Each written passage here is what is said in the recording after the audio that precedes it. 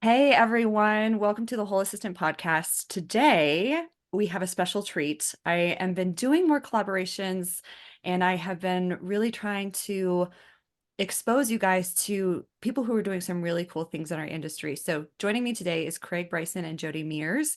They are the founders of the Crody Files podcast. It's Craig and Jodie together, Crody Files. I love that. And so they're joining me on this podcast, and I'm going to have them introduce themselves, tell my audience a little bit about you guys. So Craig, I'm going to turn it over to you first. Hi, everyone. Thank you, Annie, for letting me join your amazing podcast.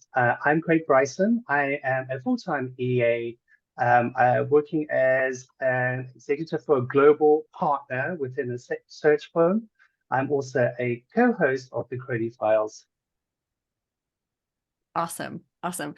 So Jodie, will you tell my audience a little bit about you? Sure. Yeah, my name's Jodie Mears. I'm also an executive assistant, have experience as an assistant in some shape, form, capacity, job title for over 20 years now. That means I've been everything from a receptionist, data entry clerk, bids and proposals coordinator, a PA, an assistant, and now an executive assistant. And yeah, Craig and I met at a job placement that I was at. I was in between jobs. I went for a temporary role. Craig and I hit it off straight away. I loved his energy and what he brings to the assistant profession. I was really interested in what he was doing in his organization at the time. And we took it from there. We had chats, we would network and get to learn a bit more about each other. And Craig had this crazy idea that he said to me, what do you want to do next? And it transpired that Craig fancied organising a podcast, which I said, absolutely not. No, I don't do that. That's not me. I'm not good at speaking. But anyway, here we are. I dared him to do one thing, and then I would do one thing, and then it kept going back and forward until we organised and got the Crody File podcast off the ground within a matter of months. And we are not even in our first year yet. Our first birthday is in August 2nd. And we are loving every moment of reaching all corners of the world with sharing the knowledge, which is our ethos. Yes. So one of the things I love about you both is that um, just your authenticity. Like I love listening to your podcast. I encourage you all to check it out. I will link to their podcast in the show notes. So please check that out as well. But one of the things I love about listening to your podcast is that I almost feel a sense of solidarity with you Yeah. because you're like walking the walk and you know you're real-time executive assistants, and I think that we can just feel so siloed and so isolated. And so that's one of the things I really appreciate about listening to your podcast is that your perspectives are so relatable because you're two executive assistants who have come together to collaborate on this really cool project. So Yeah. We're thank you for live and direct in the role. yes. So thank you. Thank you for actually being brave, I guess, and putting yourself out there and sharing your stories and your perspectives. I do think that's super, super valuable. And so today, I forgot to say this towards the beginning of the podcast, but today we're going to be talking about networking because we met because we networked. So Networking Yeah. works. Networking really works. Yeah, that's why we're here. yeah, yeah. So, and what I love about it too is that I think all my friends, like all my very close girlfriends, I met on the job. Mm. And so I do feel like you can really establish really deep relationships through your network if you allow yourself to do that. Um, but I do want to start the conversation by asking what strategies executive assistants can implement at like in-person networking events to calm their nerves and make meaningful connections. Because I know for me, it's not Mm. so hard to network online because there's like virtual space between us. Yeah. What is more challenging is being live in a room full of people. And I used to network for my former executive who was in the family office space. Would go to these family office networking events. I would more often than not be the only woman there. Mm. And Mm. I would be so nervous. Like, I don't even know how to start a conversation. But I know, Craig, that this is your superpower. We've talked about this Yes. before. So I would Yeah. love to hear your perspective. Like, how do you actually engage with people? How do you actually plan for that? Like, can you come up with a strategy for yourself and how do you do that? And if you could share about the ins and outs of that, I would really appreciate it. Yeah, so I enjoy it. I'm an extrovert where Jodie is the introvert. I like networking a lot because I love meeting people and I love the energy that you get from meeting these people. So what I do when I start off going into a network, I prepare for it. So it's looking at where the event is held, who's going, look on their social medias, get to know the post people that you're going to be meeting at the event. And that gives you some conversational skills that when you do come into a group and you don't know what to say, those sort of tips and tricks that you hear or that you've learned on like the history of the building or do you love this restaurant? I've eaten here before. And I think getting that's sort of the icebreaker, but also listening intensively and not just over talking people and trying to listen to what they are saying and reciprocate to the conversations as well. And don't, stand in the corner on your mobile. Because when I see people standing in the corner with their mobile, I think, oh, they're too busy. They don't have time to talk. So put the mobiles away and then to introduce yourself, just walk up to a group and just go, hi, I'm Craig. I'm an executive assistant. What's your name? And then I have a few tricks on how to remember people's names because that's always a big surprise towards like a couple of hours later. You still remember their names and you still know where they worked because you've taken the time to learn who they are and what they're about. And that is when somebody says their name, actually spell it in your head, look above them and mentally spell the name out. And so you're creating that anchor points within your mind with that person's face and the name above it. So every time you see them, you can actually visualize their name. And that's how I'm able to, and it's about making people feel welcomed and making them feel, that you care. And that's, I think, the secret of my success of being networking.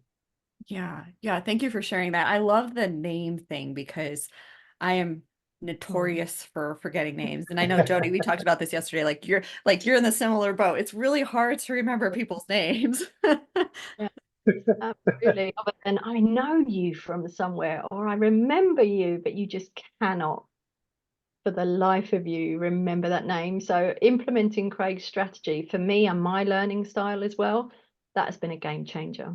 So yeah, thanks for that, Craig. So Jody, Okay. Craig just mentioned that you're an introvert. How Mm, how do you like harness your introvertedness, like that power? yeah. And like what does that look in terms of a network? How does that look in terms of a networking environment for you then? Totally the opposite to Craig, right? So I can give you the opposite. So this is our chemistry. Craig will say one thing and I'll say yeah but and say the next. And that's how you can get both sides of a story or a situation Definitely. in real time from both kind of differences of opinion, but we get along and it works.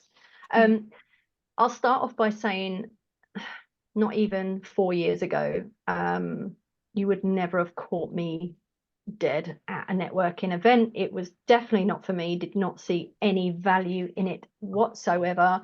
I'm not that type of person. It does not apply to me. No, thank you. Don't talk to me. I don't know you. Why would I go out with you in my spare time? I didn't get it. I would say if you're one of those, I am a confident introvert, but that doesn't mean I don't find every networking event a struggle. Hmm. I do have a panic. I sometimes back out, but something in me, which is my passion for the industry, the profession, the role, pushes me every time to say, just do it. Just do it anyway. What's the worst that can happen?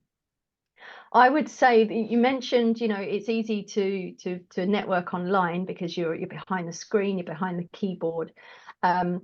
If you do need to bring it to life. I mean, it's not if you want to, is you do need to flip and reverse that networking fear, because there is absolutely no point having an online persona if you cannot back it up in person. So we spoke about the catfish kind of analogy. Yeah. It's really important if you want something long term out of it, and unless you're a troll online who just remains online aggravating people, it's important that if you want something long term out of it, whether it's, you know, your next speaking gig or your next opportunity in a role in a business somewhere else out of town, in a different country maybe, you have to practice what you preach. And if you are a heavy keyboard warrior, it's not going to work. So my top tip would be network in reverse as an introvert.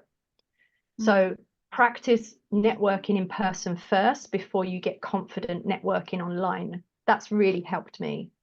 So I would look out for events that are maybe local to begin with. Find out who is going to be there, but most of all, network with intention. There's absolutely no point calling it a networking event if it's kind of unorganized. You don't know what you're going to gain from it. There's no point to it. You don't know who's going to be there. So how do you know that you're going to get any ROI on your time? So network with intention. Find out what the topic, subject, theme is for the networking event, who's going to be there, and then think about what questions you might want to ask. So that's where your networking with intention comes in. Why do you want to go? Yeah. What sparked your interest in the first place in attending? Was it the venue? So maybe you want to ask, like Craig said, find out who the host is and ask more questions to the host of the venue host rather than the networking host. Maybe you want to home in on that particular venue and ask questions for a pending offsite that you've got coming up.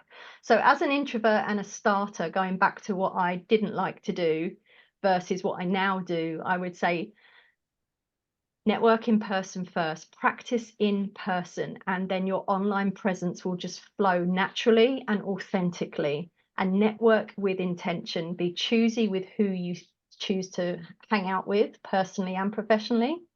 Make sure it's worth your time. If there's a cost attached, make sure you get something out of it in terms of making a connection. And for me, the fortune is always in the follow-up. So always, whatever that fortune might mean to you, a connection, a continued conversation, a special offer to have your next event at that venue, follow up out of courtesy. And that's where the next stage of connection and natural conversation will just carry on. But be the one to drop that message the following day, or even that particular, few hours after the event if you can, or the very next day. Be the one to follow up first. The fortune is definitely the follow-up.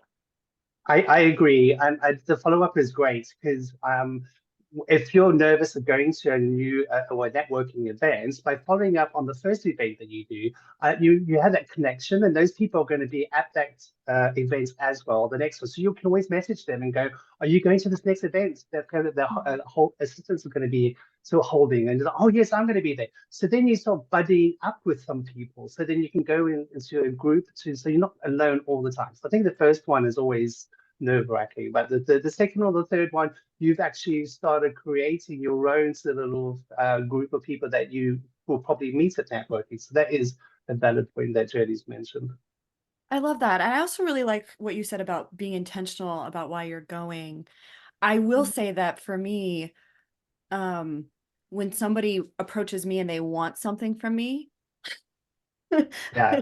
it's like, okay, I just Well, met you and now you're asking me like what is going on?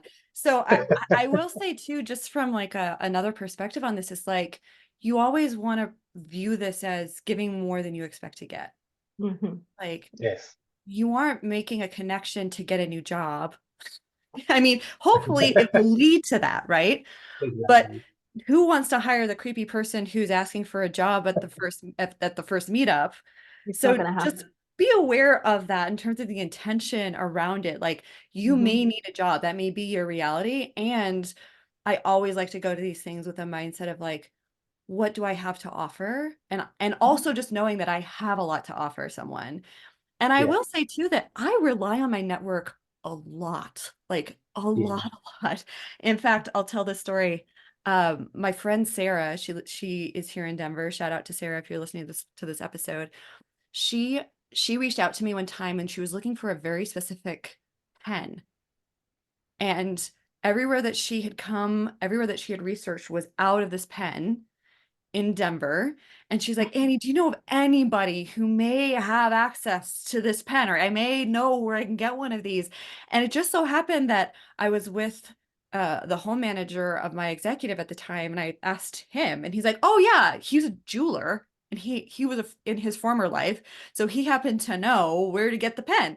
So I Oh, will wow. say that like your network, if you actually develop your network, you don't know what the payout could be potentially down the road. You don't know how people can help and support you if you're willing to help and support them.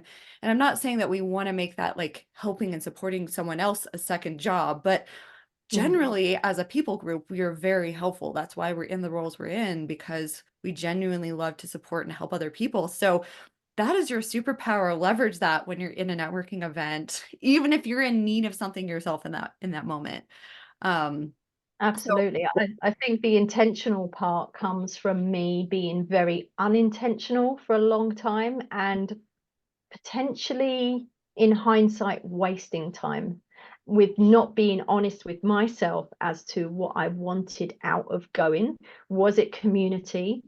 Did mm, I want something more? But you're right, you can't expect something on the first a meeting. If it's a long game, networking is a very long game. You won't get necessarily, I mean, you might be lucky, but rarely do people just turn up at a random hotel room or a nice restaurant with brand new people you've never seen before, let alone had a conversation with, and start doing business. Rarely I will you, it doesn't usually happen like that, does it, Craig? No, it doesn't. I like to sort of throw in what I did is that I approached my boss.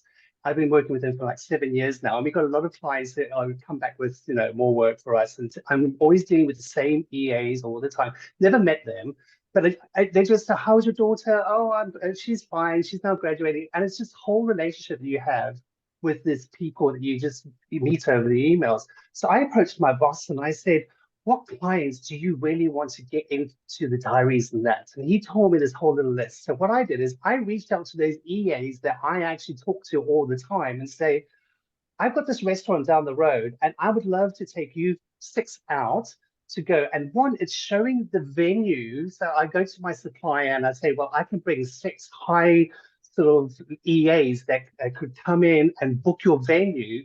And they say, yeah, we can give you the private room free. We can give you free drinks. Then I reach out to my EAs. I book them in. We go meet. We've never met before in person, but we know each other for such a long time. And then we have this great evening. They do a show around.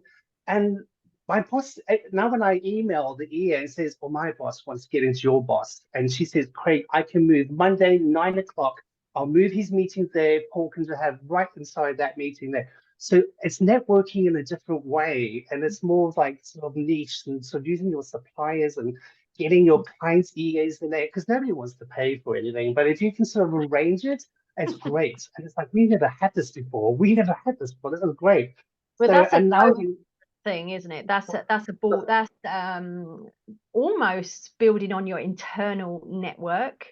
yeah, So it depends how you view the word networking. I think in a business sense, networking groups and networking dinners, if you like, are a little bit more daunting. But when you apply it to something more relatable, like an EA, client EA, networking event, internal networking event, that's where you can start off and diminish the scaries, as I call them, yeah. that you might have associated with networking. It can begin as small as you like. You can create an internal network to practice. Get in touch with other EAs across your organizations that maybe are international And it doesn't have to always be in person at the beginning. That would have been my ideal situation in hindsight.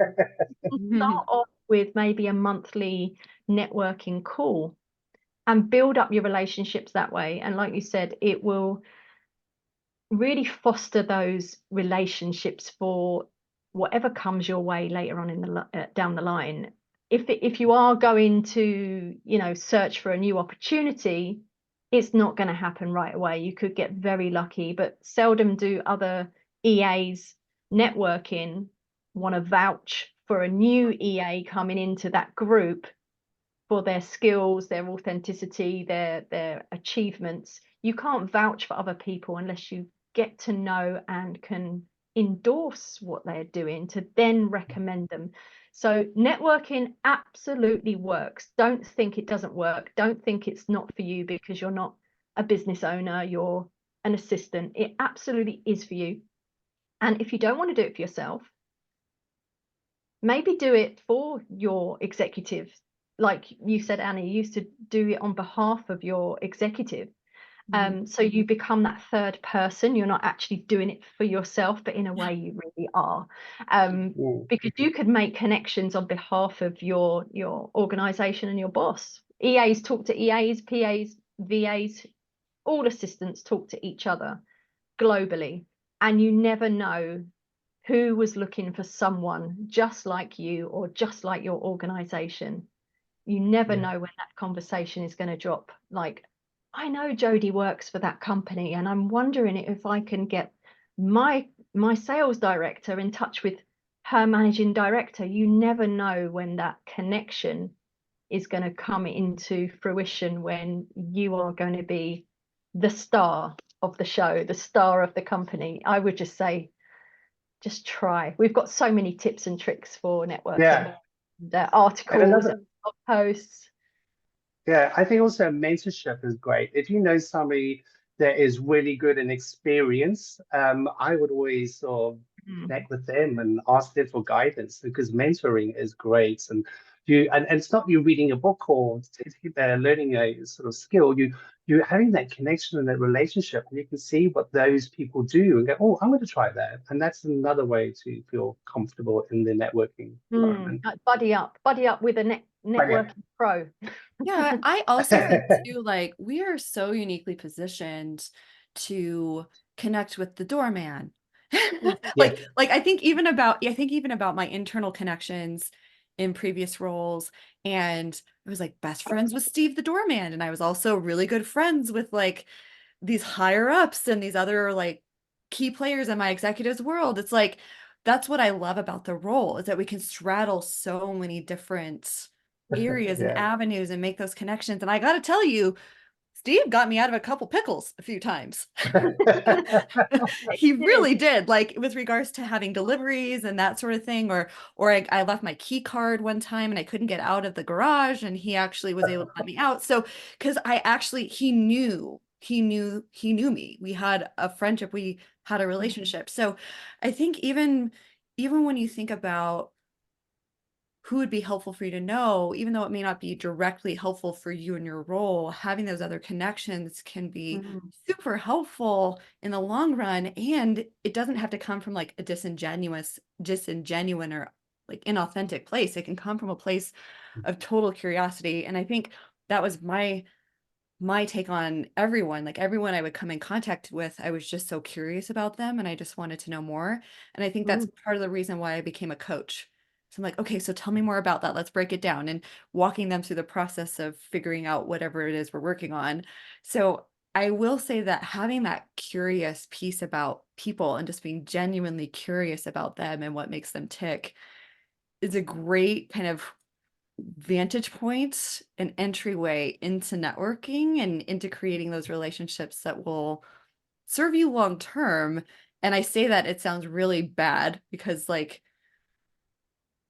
it's what you get out of it, but there's a reality that of course if you're friends with someone, there's going to be a benefit there beyond the actual friendship itself, like people who are willing to help you out, and there's nothing wrong with that.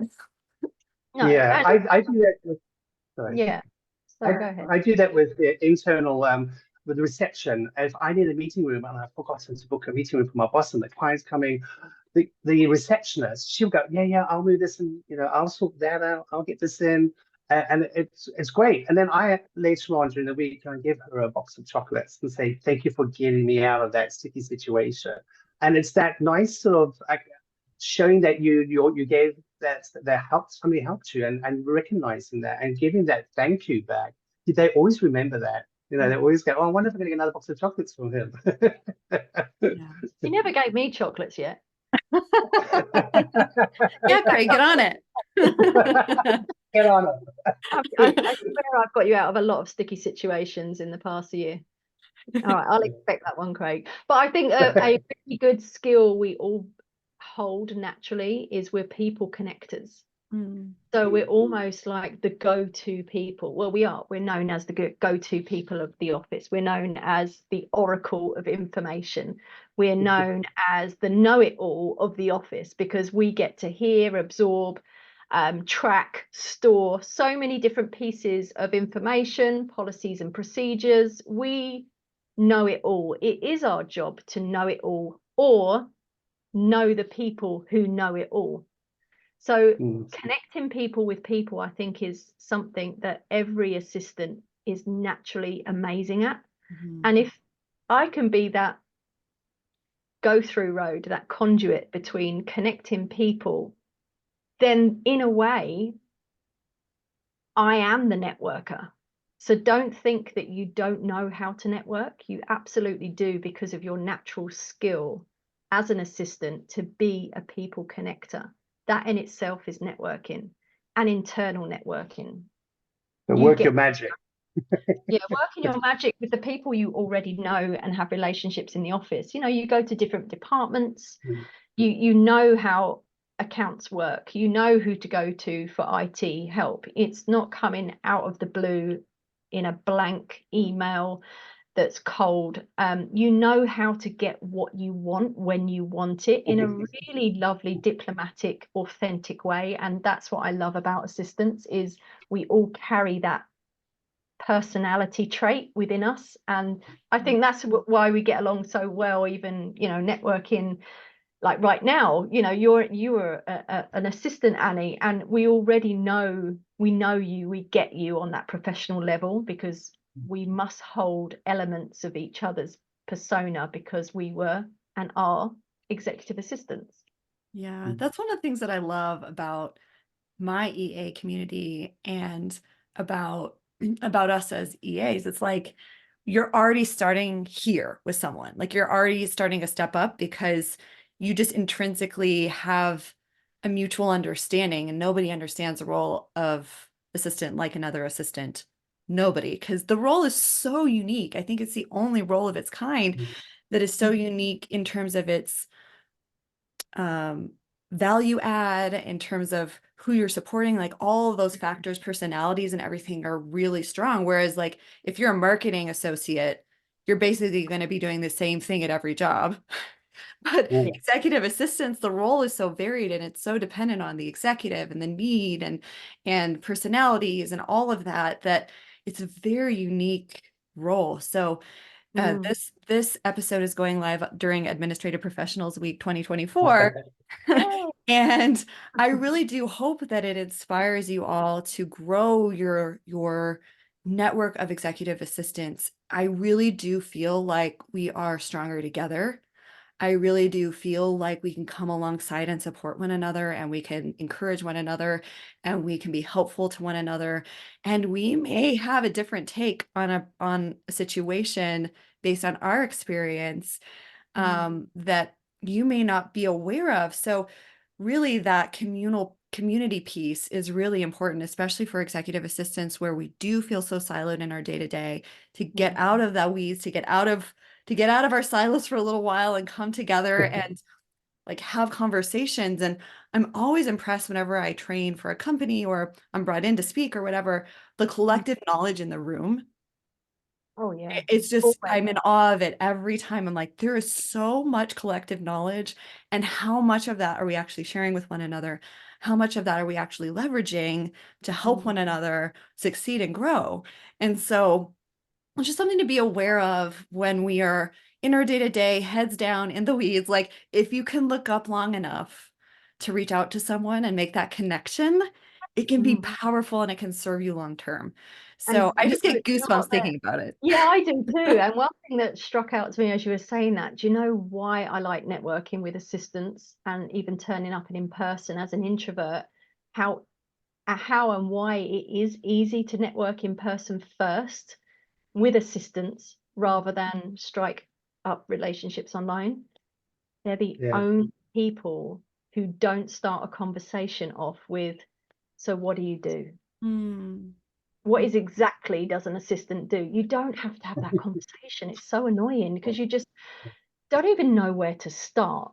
Yeah. So, and that's where the language comes in that is holding us back, because it's easier to say, well, I look after people's calendar and inbox and yeah, book a few restaurants every now and again. And you just think, oh my God, that is exactly what I do that, but I just, how long have they got? You know, so to wrap it up, to someone who Yeah. doesn't get the role, you start regurgitating these negative connotations that are actually holding us back. But it's so much easier just to wrap it up in a couple of sentences that you think is easy for them to understand what you do, when what we do is so vast, so different but the same.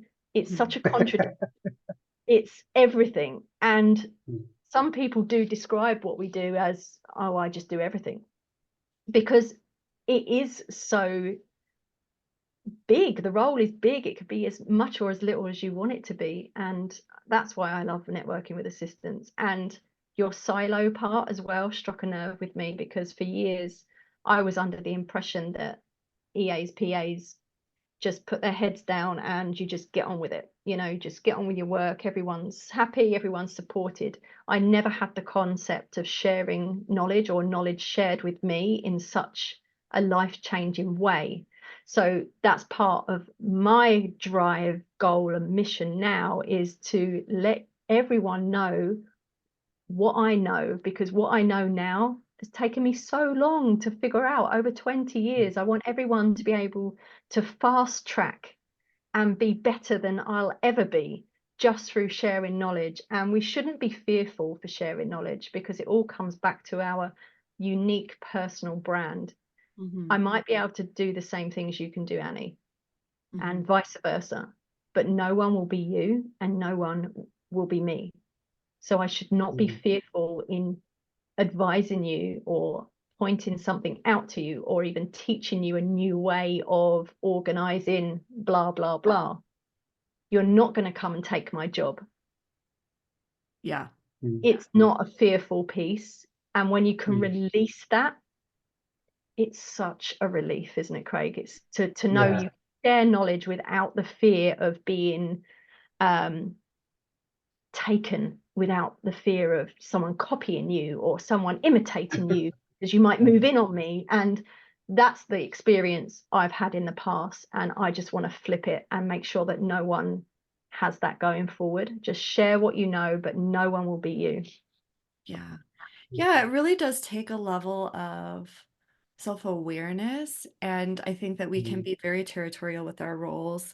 And actually, I don't know who said it. I know I'm not the first person to say this, but I saw this on LinkedIn, of course, 'cause I'm so active on LinkedIn. But one of the things that was said was like, being the only person who can do your role doesn't make you irreplaceable. It makes you a liability. And Yeah. so, and when you think about it, even in terms of your own self-care and time away from your role, you have to have somebody who can cover for you. You have to share the knowledge so that when you're off, you can actually be off and not worrying about what's going on at the office.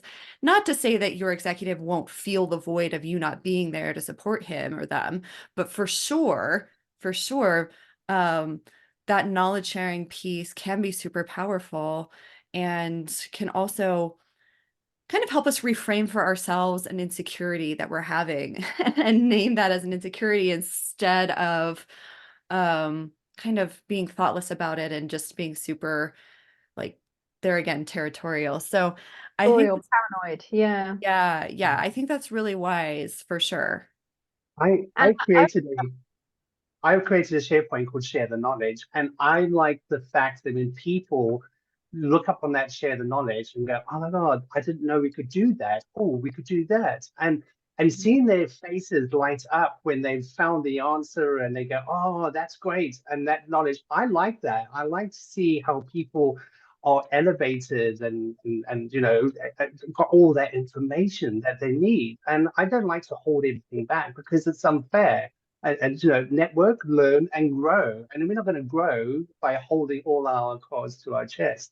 So I think sharing, it's karma. It's going to come back again. You're going to be learning something from somebody else as well, so they'll be sharing it. So, and I think we are like a tribe, like a little tribe, the EA tribe, and coming together. When you're in a conference, you can say, put your hands up, anybody that's changed the toner in a photocopier. Everybody's put their hand up. Or whose boss has come to you and say, oh, the photocopy's not working. Well, you need to put paper in it. And then everybody in the audience would laugh because they know that experience that their boss is saying it's broken. No, it just needs paper. Just pull the drawer out, put the paper in. Oh, I can't do that. And people, that's some community I like. I enjoy. Yeah. Yeah. That solidarity piece is really powerful. And the only way that you're going to experience it is if you get out there and network and meet other executive assistants. Coming full circle here. Well, thank you guys so much for being here today. I really, really appreciate you coming on the podcast. Can you please share where people can find you? Then there again, I'm going to link to the Crody files in my show notes, guys. So please check that out.